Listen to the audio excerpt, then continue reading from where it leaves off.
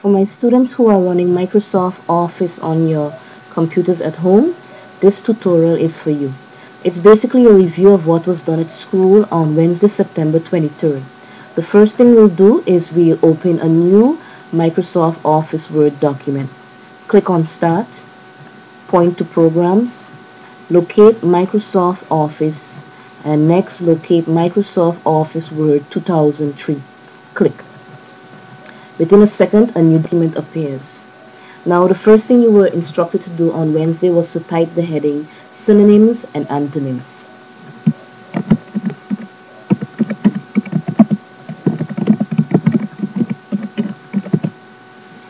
Enter.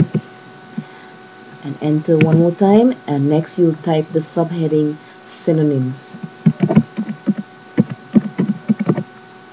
Hit enter. Now we'll insert numbering. To do that, you'll have to go to the editing toolbar and locate the icon that looks like this. It has the numbers 1, 2, 3 on it. And if you move your mouse across that icon, you will see the word numbering will appear. Next to it we have, if we wanted to insert bullets, you will select the one next to it that says bullets. But for now, we will insert numbering. As you click on it, the number 1 will appear. The words that I will use today are fraction and equivalent. Semicolon. Hit enter, and the number 2 appears, so the numbering continues.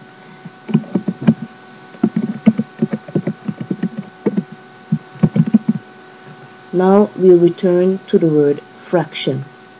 Remember, you are supposed to select words which were discussed during that week's instruction. So you cannot go and just pick any word. The word would have been discussed in class that week. Fraction and equivalent, these are both words which were discussed this week in maths. Now, there are many ways that you can access the Thesaurus while you're in Microsoft Office Word. The first way would be to select the word, right click on the selected word, go down until you locate the word synonyms, point to it, and when you point to it, a number of synonyms for that word will appear. If these words are not enough, you can always go down to the last option where it says Thesaurus, and you click on it once.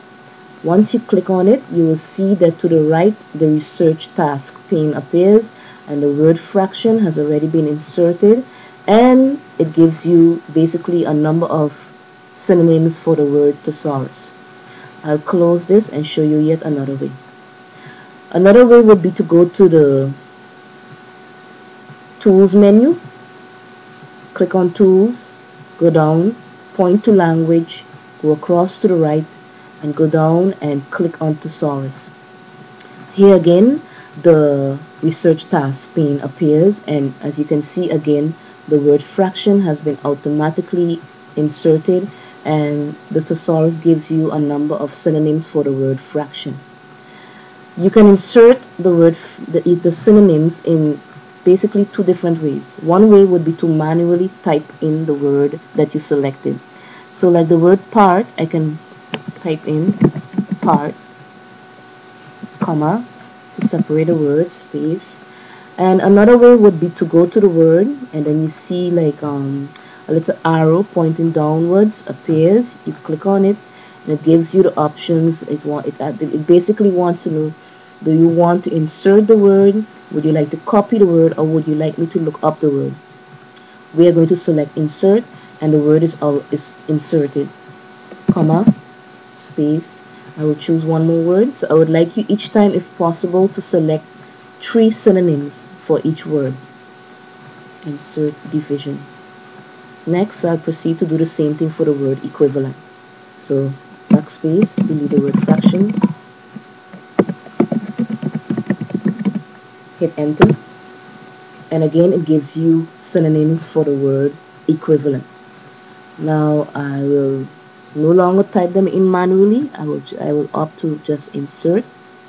Remember to separate your words with, sorry, I forgot to click here. Remember to separate your words with a comma and a space. Identical and alike. So now you see I chose 2 words that were discussed in class this week, and for each word I found 3 synonyms. Now you have the option to continue and insert more synonyms if you would like, but try your best to find at least 3 synonyms for each word. Now you're supposed to find 10 words. Because of time, I will only put 2 words and proceed to the next step. Enter, enter, until the numbering disappears, and now I will type antonyms. Enter, and insert numbering for antonyms. The number 1 appears. Here you will use the same words which you used when you typed synonyms. So the first word was fraction, semicolon, hit enter, and the next word was equivalent, semicolon. Okay, go back up to fraction, backspace, enter. To find the antonym for fraction, it's usually found this way. You go to the last word, the last synonym which was given, and usually by the last synonym you will see that next to the synonym we have the word antonym, and it's inside of brackets. Click on it, and what the computer does is the Thesaurus gives you now opposites. It gives you antonyms. As we discussed in class, synonyms are words that mean basically the same, and antonyms are opposites, so words that are opposite to the word that you are researching. Okay, we are going to select 3 of these. Entire, insert, separated with a comma and a space. Please select words which you are familiar with. So in the beginning you will select words which you are familiar with. Next I'll do the same for equivalent.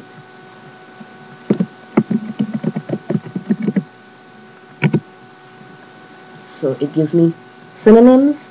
I go to the last synonym where we see the word antonym in brackets. I click and it gives me the antonyms.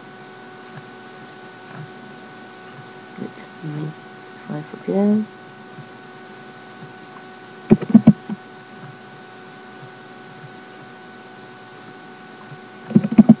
And one more. Diverse. Okay, so there you have it, boys and girls. First thing we did is we inserted a heading, synonyms and antonyms. I hit enter twice. Then I typed the subheading synonyms. I selected 2 words which were discussed in class this week.